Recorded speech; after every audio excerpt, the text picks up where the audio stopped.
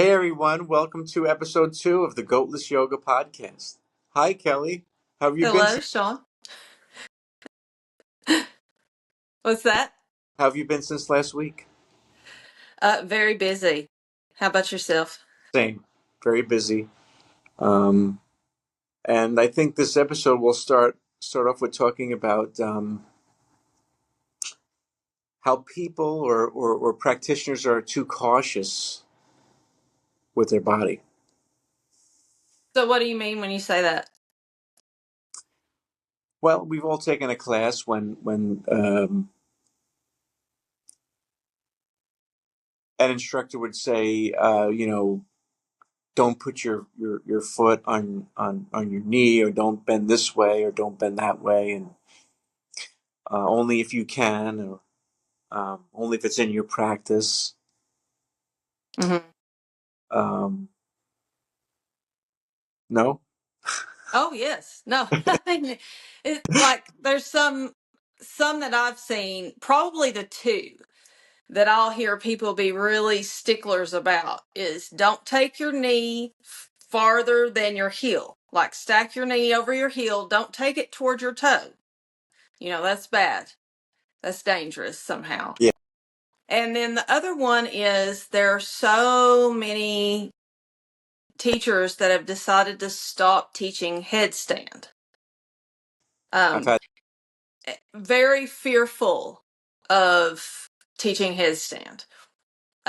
So it's more rare to see that in a class now. I think, honestly, and again, I practice mostly on my own, not in a studio, but in my travels, I think I've only encountered headstand in a sequence in a studio one time ever. Well, I actually did a headstand yesterday, and I was told, "Don't do that again." Oh, Yeah, um, oh, really? yeah, Wow.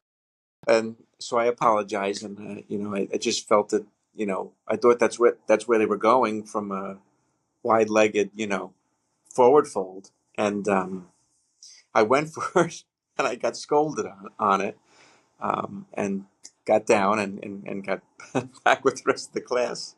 I'm Oh, serious. That did happen. did they get the cane out and swerve you one, or how did they Well, like? Did they tell you why? after the class, they did tell me why, and they said that the owners of the studio made a decision not to teach headstand or handstand because of some of the injuries that can happen with the neck. That was their answer. Hmm. So then that makes me question. It wasn't cued for you to go into headstand. You just did because it's in your practice. Yes, You were doing it on your own. yes. So, at what point then are we responsible for ourselves? Right? I mean, I technically, if you had hurt yourself legally, I mean, they didn't cue that. So, Well, they didn't cue it. I also signed a waiver. I also went through the clicks on Mind Body where it comes up and you sign a waiver. They would have no I would have no legal reason to pursue that on them, um, because I would have signed all my rights to a lawsuit. yeah, that to me is a little, I don't know, it's worrisome in a way. It I don't want to say sad, but in a way it kind of makes me feel sad.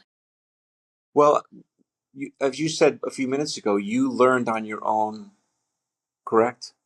Yeah. Yeah. Yeah. Well, I It's, mean, I've had teachers, I've been in classes, obviously took teacher training, etc. But the practice, for the most part, I've learned on my own. Yeah. yeah, I've learned that one on my own. I've learned those on my own. Hmm. Um, so I guess that's what they're telling us, is that you know, if you go into a class, a public class, that they're not going to teach that, or at least that's one example that they're getting away from it. Mm-hmm.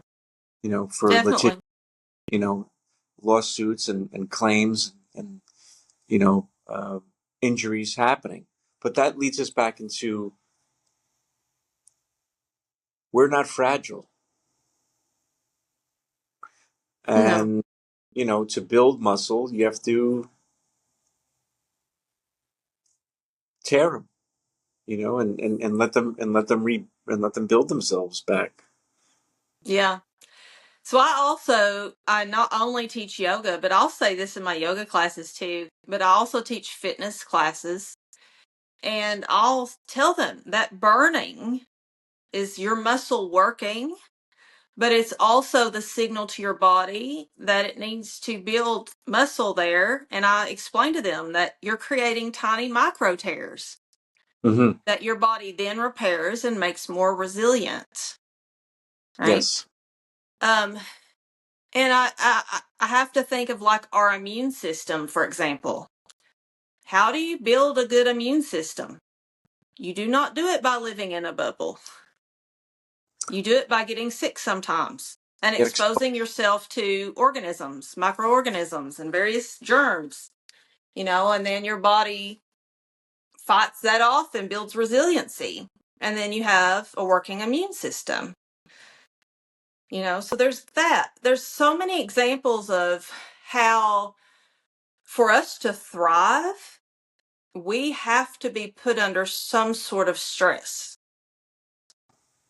So stress, I feel like in our culture only means one thing: bad, right? Stress has been vilified,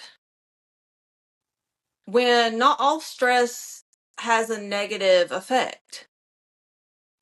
Some stress, even though it may be hard at the time, can create something very beautiful at the end. It creates resiliency. It creates strength. It can be used as a fuel for our will, for our willpower. Um, I like the saying that nothing new grows from a comfort zone. Things have to get a little uncomfortable before something changes or something new grows. So why do you think things have gone toward this caution? Well, it also can lead to a new way of doing it. You know, a new way of practicing, or a new way of, for yourself. If your body's a little different and you um, are stressing a certain way, maybe, but that stress will cause you to kind of figure out your body to get into that posture, or get into the headstand, or get into the handstand by Mm-hmm. stressing your body and your mind, thinking about it. Mm-hmm. Um, And part of the practice is self-awareness. And how do we become aware of our body, except for by being fully in it? But then then you come to the argument of the self-awareness portion isn't about the body, but it's about the thing that's not the body, right. that is us. you know and then you can get into all the yogic philosophy behind this idea. But rather than go off onto that tangent, I think about, so, Dharma Mitra. He's in his 80s, and I regularly see photos and videos of him in headstand. And I'm talking like advanced headstands, like on fingertips, no hands at all, hands up by his sides, just on his head, you know, and he's in his 80s. So when he goes to do that, he's not thinking, I'm 80 years old, I'm going to break. You know, there's something about that posture for him that makes it worth whatever perceived risk there is. Right? It's like the risk versus benefits analysis. Mm-hmm. You know, if we go through life trying not to take risks, can we even be fully alive? No. No. No, we wouldn't do anything. We wouldn't drive cars. We wouldn't fly airplanes. We wouldn't take a walk. You know? So why this caution in yoga? Not sure. That's why we're discussing it here. But Mm-hmm. that also brings up another interesting fact is that this was in a hot yoga class, extreme hot class. So there was a decision made not to allow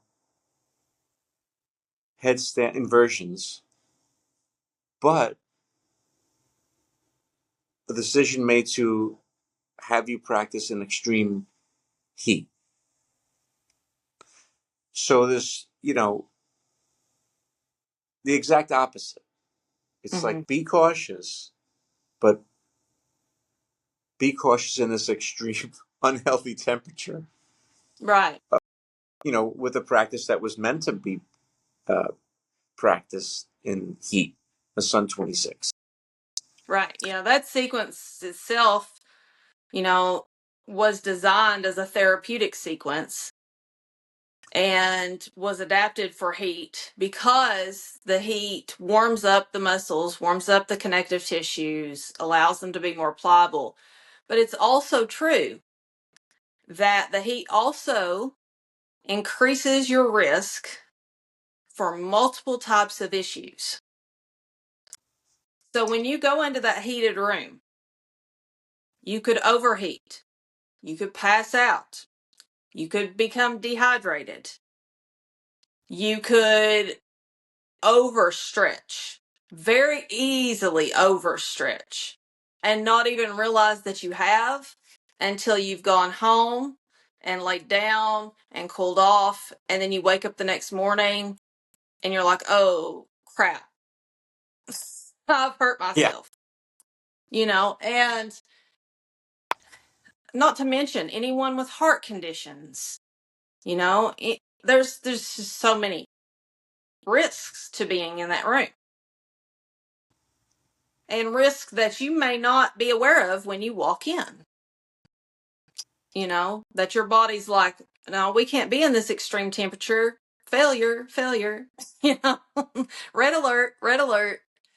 Um, so yeah, I mean, for them to be a hot studio and then add no to headstand, yeah. but yes, it's okay to risk your knee. I guess your head matters quite a lot, but Their decision as a business, and that's fine. But Mhm. this to be there's a lot of there's nothing in the middle anymore with Mhm. with what I'm seeing in the yoga world. It's either one or the other. It's a total opposite. It's either extreme heat or so cautious that you're not getting to your edge or challenging yourself at all. Mhm. So I think if it was in the middle, it would be fine. I think it would be a better practice. I think it would be a better class. Mhm. Um, to have it where it would be um, a challenge. And if that's heat, that's fine. If that's headstand, that's fine. If it's Mhm. it's just the total opposite of what's going on in the yoga world um, these days. It is, yes. And so you brought up the other, what I also call extreme. is the super, super gentle classes, which I do believe there's a time and place for that kind of practice. Like if I'm feeling ill, but I still want to move, then that's a great kind of practice, to help my body stay moving while being sick. But to have that as just what you do every day, then I'm like, okay, so what kind of self-awareness are you bringing in here? And yes, you may say, okay, it's stress relief, it's peace of mind, it's quietude, and then I say, well, why not just take a walk? That Why not just take a nap? Why not meditate instead? And not involve the body aside from sitting or walking or, um, and then you get the feedback that it's ego that pushes people to want to do arm balances and handstand and headstand and wanting to do the power yoga, that it's their ego being the driver of that, and that it's not really yoga, but it becomes like a egotistical achievement, like type A kind of situation then. And for me, I could also argue to them that saying that and then having their type of practice, that's also ego. That's very much ego. That's an identity. I'm taking care of my body, really. I'm doing self-care. I'm listening to my body. I'm accepting my body the way it is, mm, which are all things we should do. absolutely. But it doesn't, some of us go about it differently. Right. Any thoughts on that? Because I could go on.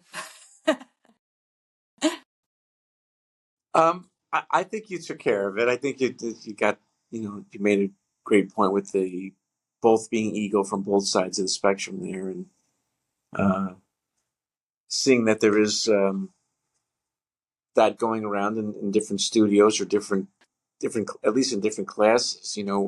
Different teachers and different instructors are teaching different things, Mm-hmm. which almost leads me back into the last conversation we had about yoga and yoga and something else to try to um, bring yoga into anything else or include something into it to kind of generate interest.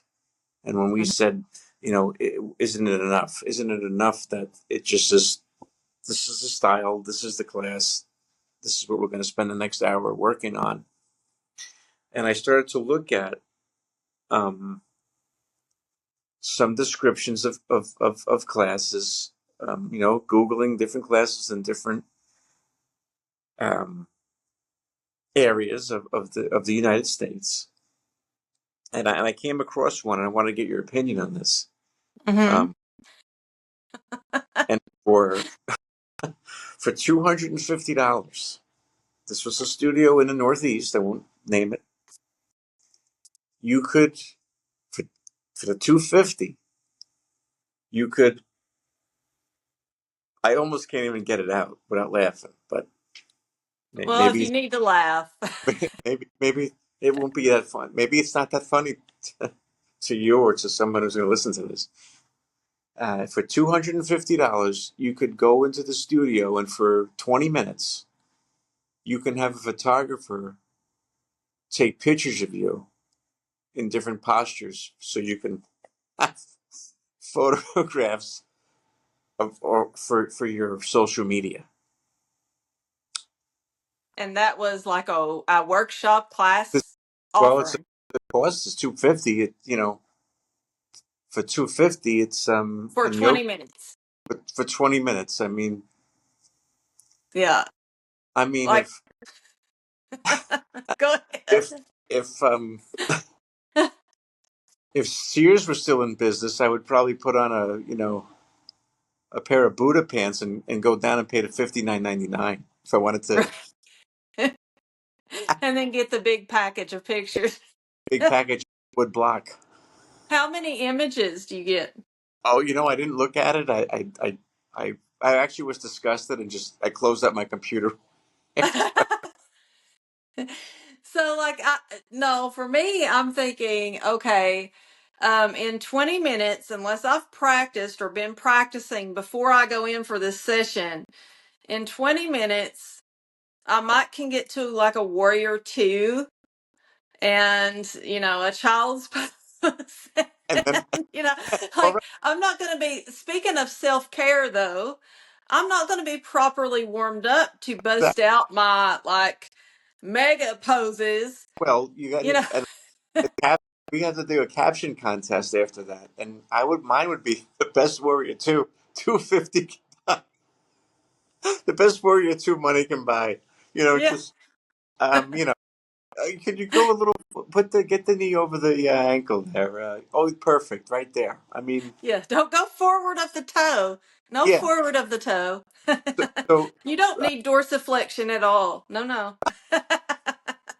so it's just you know wild what's going on with some of this stuff, and. So, what if I wanted to do a headstand for the pitcher? Right. Well, you need to find out if that studio is banned headstands. Exactly. I mean, or maybe I have to pay an extra 100 for And three then be fifty. like, it's not worth the $250 if I can't do my headstand. But what if it was 350? If I gave him an extra $100, what can I do the headstand? Bribe them. Bribe them to let you do headstand. You can do whatever you want as long as you pay for it.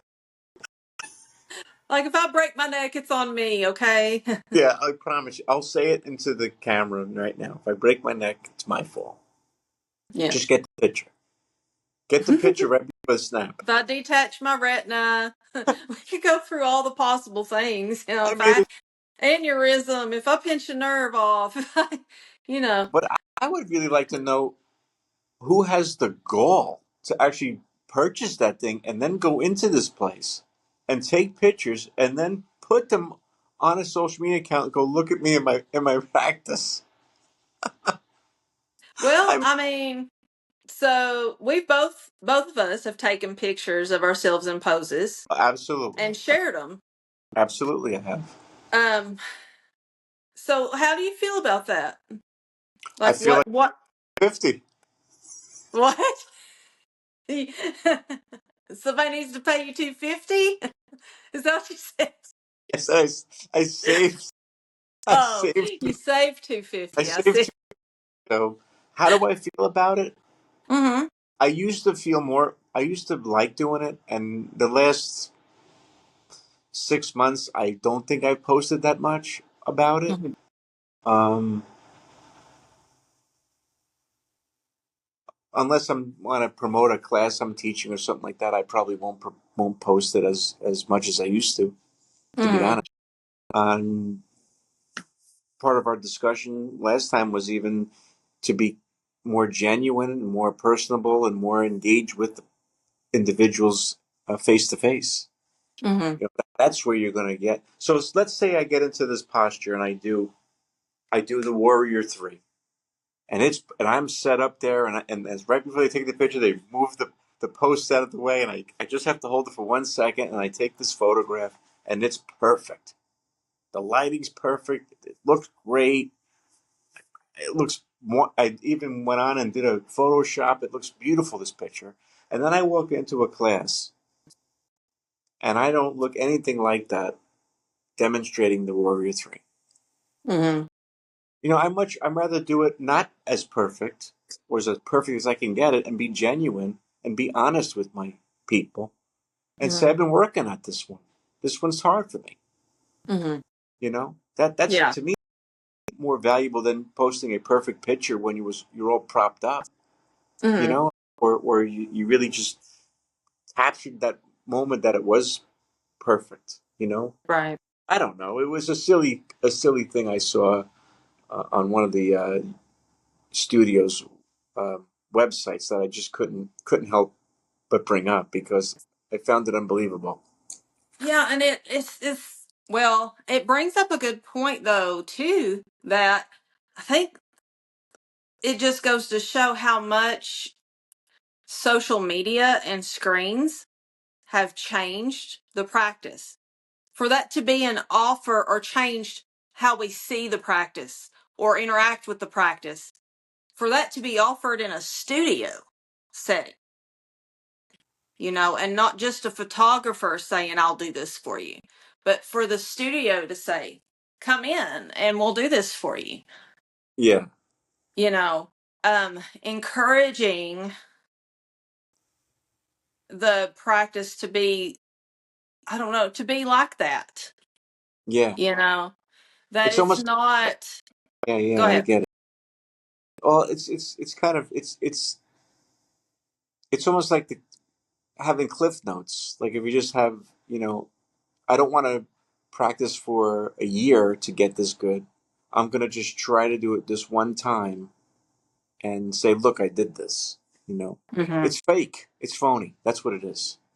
And if someone ever told me they did that, I would lose all respect for them. To be quite honest, I'd be like, why would you do something like that? If you wanted to take a picture, we'll go outside. I'll take my phone. We'll take a picture. We'll get it the best we can. You're gonna pay $250. Hmm. I mean, to me, that's a phony. And what why you're doing that is I have no idea. You know, Yeah. it's you're taking I have no idea. It's I've one thing if you need images to create an ad, to promote your studio or your work, that's one thing.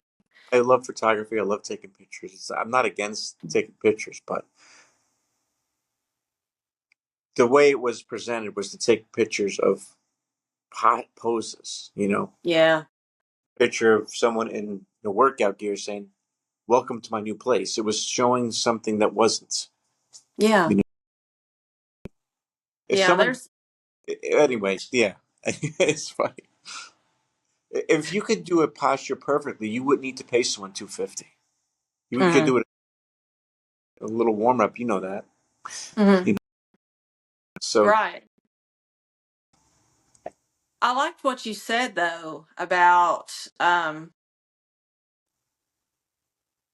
interacting, because like now we see people with the pushback, of course, um, really rotting people for posting their practice on social media, um, and saying that they should never ever do that, right? Um, but I liked what you said about how if you demonstrated the pose and it wasn't perfect, then you could tell the class, say you're the teacher and you're demoing that pose for them, and it's a bad balance day for you and you're wobbly or whatever, then you do have that opportunity to say, I'm working on this, or it's a bad balance day for me. I didn't sleep well last night.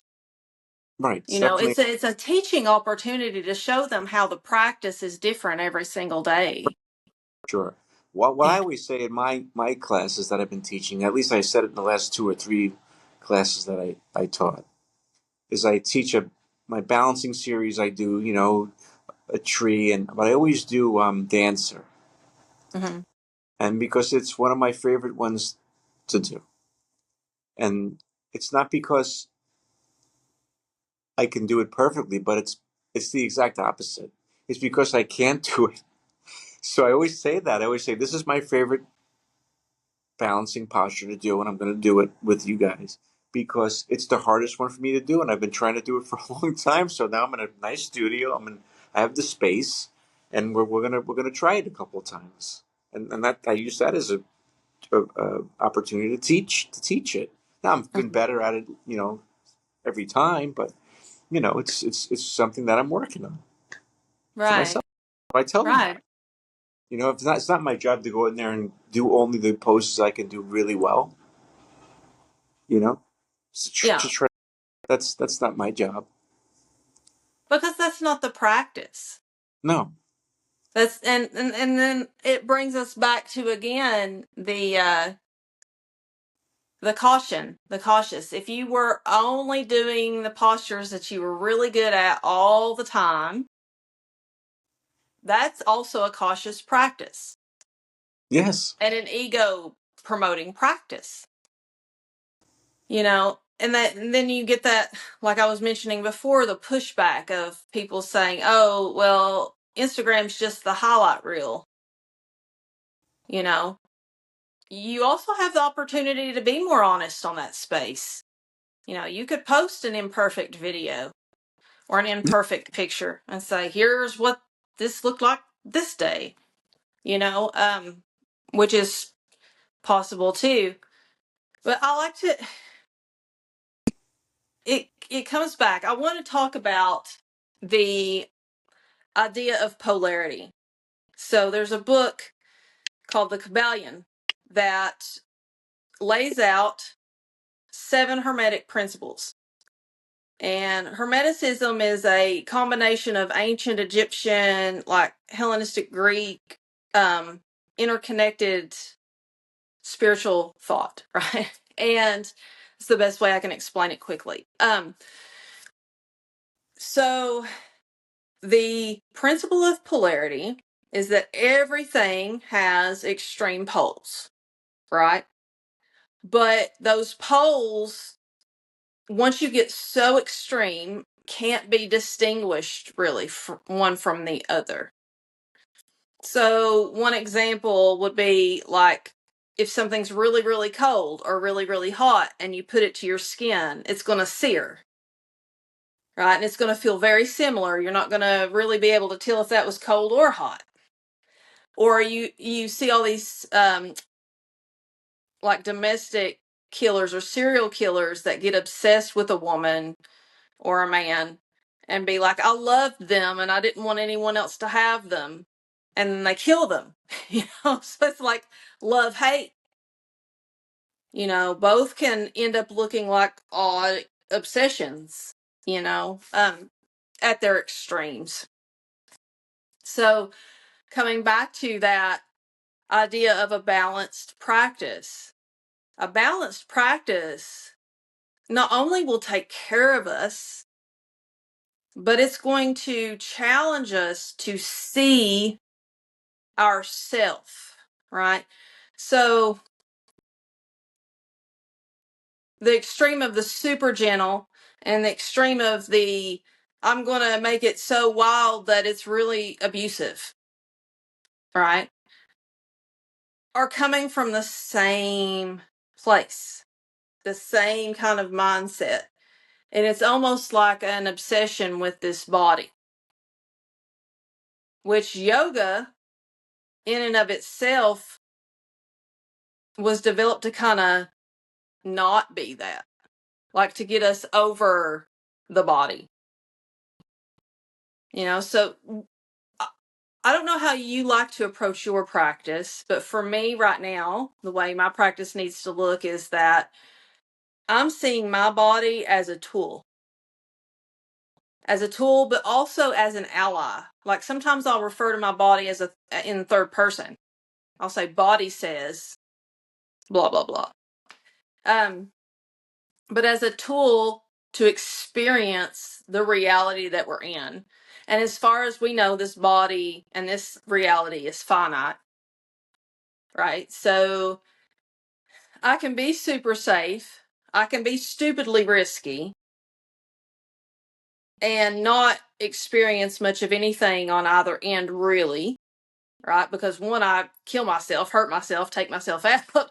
The other one, I'm in a bubble.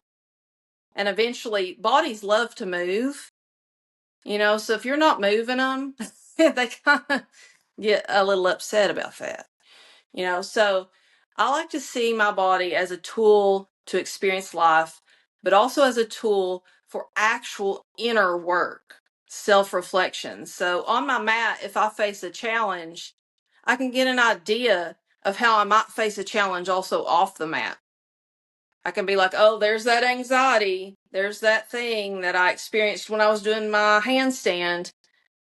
That moment of, oh no, can I really jump? And you face that also in situations off the mat. So it's almost like, I consider it like a little alchemy studio, where I'm playing around with seeing who I am, what I am really. And the body is a great way, a great tool to show us that, if that makes sense. It does. It makes a lot of sense.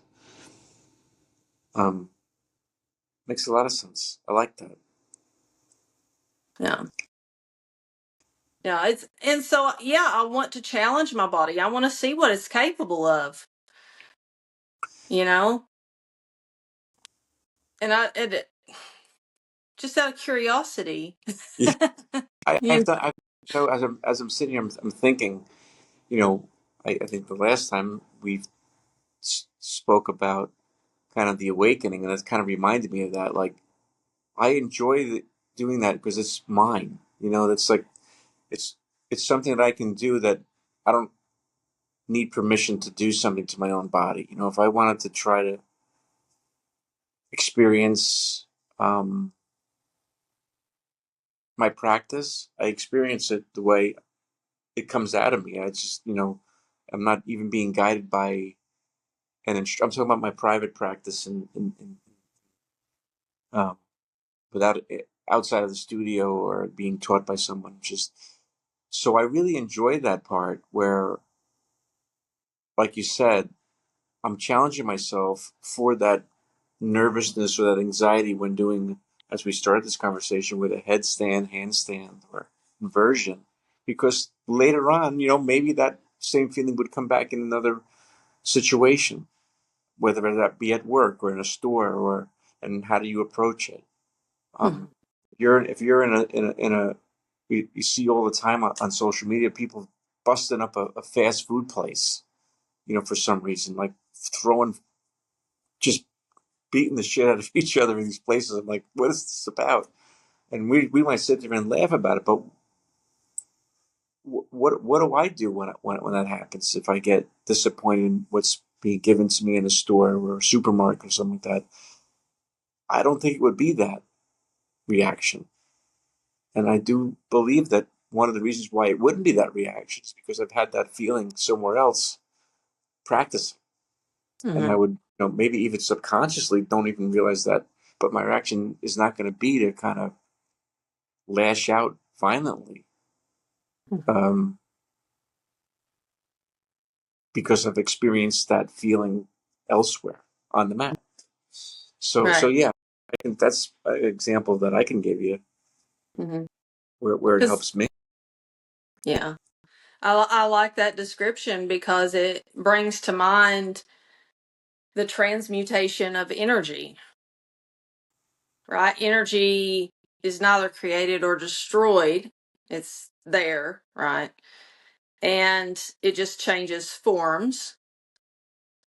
So part of even the traditional asana practice, we talked about this last time too, was how to direct and manipulate the energy flow through our body, and then therefore impact the way that we experience our reality. So you're taking that, whatever that aggressive energy was or that frustrated energy was, and you're turning it into something else, something useful, and something that is a higher potential, right? I like the Matt Kahn quote. You People can only meet you as far as they've met themselves, and that's not verbatim. Um, Yoga helps us to meet ourselves, and then we can show up more fully without our hang-ups, without our past traumas dictating how we behave and how we interact with one another. And that goes off on a whole other topic. I could, yeah. It does, but the words there that resonate is show up, right? You Mm-hmm. know, I want someone to when they talk about me, if they ever do, or I want to say that I want them to say that Shawn showed up. You know, he Mm-hmm. always showed up, and that could have a lot of different meanings. But even if it's far as like, we needed to move our refrigerator, Shawn showed up. You know, uh, or it could even be deeper meanings than that. But I think that's important. I think we always have to show up. Like, it's been said. I'm sure you've been in the class when someone's, or maybe you say it. The best part is you showed up. That has a deep meaning. That those two words, because sometimes we forget to show up. You know, um, and we could go on. That might be a title of our next one, showing up. Yeah. Because I can go on about it. Um, No, I have a whole set of phrasing around that idea. but you got to show up. That's Mm-hmm. that's a must. Mm-hmm. Um, for yourself first, and then for everybody else. And Mm-hmm. um, Yeah. that is a good energy. Showing up for people is a good energy. It's the highest, Mm-hmm. um, and means a lot Mm-hmm. to me, and to hopefully the people I'm showing up for. But Yeah, yeah, I absolutely. think it does. I think it does. And I, for me personally, there's this whole idea too of selfishness, right? People saying, "Oh, if you do XYZ, that's selfish." Um, and I have really worked hard to reclaim a I don't want to say a sense of selfishness. I'm trying to think of another word, but the idea of, if I am working on myself and if I am able to show up as my best self, if I work to get as strong as I possibly can, as capable as I possibly can, as mentally and emotionally stable as I possibly can, if that is my primary work, then that is probably the best work that I could do for anyone else, is to take care of myself. For that reason, because if I have not taken care of myself, I can't show up for someone else. They're Exactly. going to have to be showing up for me. They're going to have to take care of me.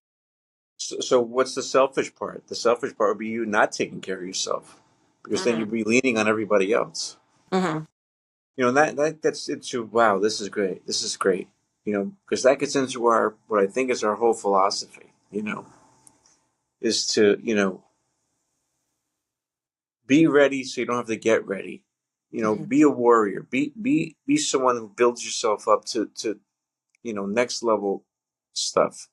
Um, and we might joke a lot about stuff, and we just make jokes about the photographs and whatever. But at the end of the day, you're right. To show up, you have to be the best version of yourself, and not just words. That has to be true.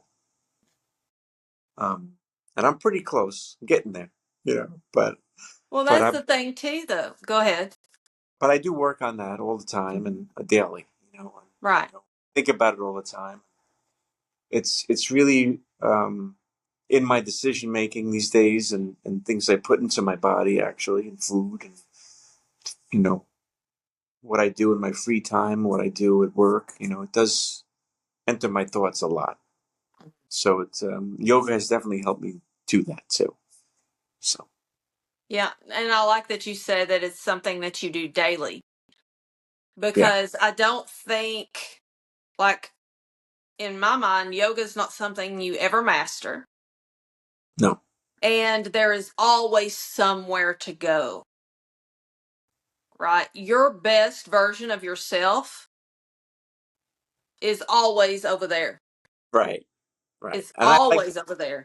But I love that, because And that's, that's, yes. yeah, Hmm. that's my favorite part about this whole journey is that there's always another layer or another, you can always elevate a little more, which is crazy after, um, having a big awakening and going, oh, wow. And like almost in another, world sometimes, I think I said that last time too, from looking at the maze from above. It's very powerful, but also true, and also being able to recognize that there's more, which is so much fun, and so enjoyable to discover that about yourself. And definitely leads into a better life and feeling alive. I think one of the beautiful parts about that is that it comes off in layers, and these old identities, these old behaviors, patterns, way we cope with ourselves and the world, it comes off in layers. And sometimes we're not even conscious of them. Carl Jung called that the shadow. Sometimes we're only conscious of them as it's coming off. Like, Yeah, oh, I've had a couple like that. Um, but I want folks who may be listening to think that sounds really intimidating. Like, we're talking about confronting yourself. We're talking about challenging yourself. We're talking about taking risks, and saying, is this risk worth it? But I'll say, as you start going through the process, and you talked about it, how it's exciting, like it becomes way less intimidating. Like these shadows, these dark depths, you realize you kind of have to be there to know what the light is. yeah, You kind of have to be there to understand or to be able to even be in the presence of the light. And I have a whole story about that, but I'll save that for another time. And it becomes invigorating, it becomes alive, it becomes exciting. I just had multiple layers peel off since the middle of last year, almost coming up on a year of like layers peeling off really fast, like bam, yeah. bam, bam, bam. Things that I was barely aware of, just welling up and coming off. And it is just such a meaningful. I wouldn't trade it for the world. I really No, wouldn't. you can, and you're right that they do come off faster and faster as you're more comfortable letting them go. Mhm. And I always thought I would miss some of those layers, but I actually don't. I'm just in a good place and um, feel very grateful for this. And so no, I never missed the layers. In fact, I can't wait till they get out. But it's a process, and it's been really, for me, it's enjoyable. You said invigorating. Same, yeah, I agree with that, and exciting. So Yeah. And that, you hear all the time. And if you've ever had a shavasana, I'm sure you've had teachers say that. Like, notice that you are not your body, but you're the one observing. yes, Like, you're not your thoughts, because if you were your thoughts, you also could not observe them, right? Like, who is observing the thought? Who is observing the body? That's you, right? And so all these layers that are not you, that's what's coming off. right, so that the you can start being a little more in control of things, and the way that you go about your life. And then that's one of the reasons why I'll say to people all the time, and you'll hear it, other people say it too, is if you want to change the world, change yourself. Right. Because that's the only thing you can really effectively affect is yourself. And then it changes the way that you show up, which impacts others in a more radiant way. Right. Which to me is the point of yoga. And it's Awesome. that balance. Yeah. Great cast. We've Yep. I think that is a good spot. It's a good spot to end this one. Mm-hmm. And still got a workshop coming up. Do some promotion here, or we got a workshop coming up, a retreat actually in September, right? Yeah. In September, yes. The end of September. The dates. It's a little late for me. We'll But I've got my calendar somewhere. put them in But the it's the end. I know it's like the 25th, I think. 24th or 25th through the 27th of September. 27th, okay. 28th. But we'll be making some advertisements about that and get everything solidified probably in the next few weeks or so. And get a place where you can sign up and all those sorts of things. But yeah, there's going to be a lot going on coming up, which is good. So it's good. It's great, and the energy is great, and Mhm. um, that's for sure. I can guarantee you that. Mhm. Money back guarantee. No, maybe. But No, you can't have your money back. so It's your five ain't right. Sorry.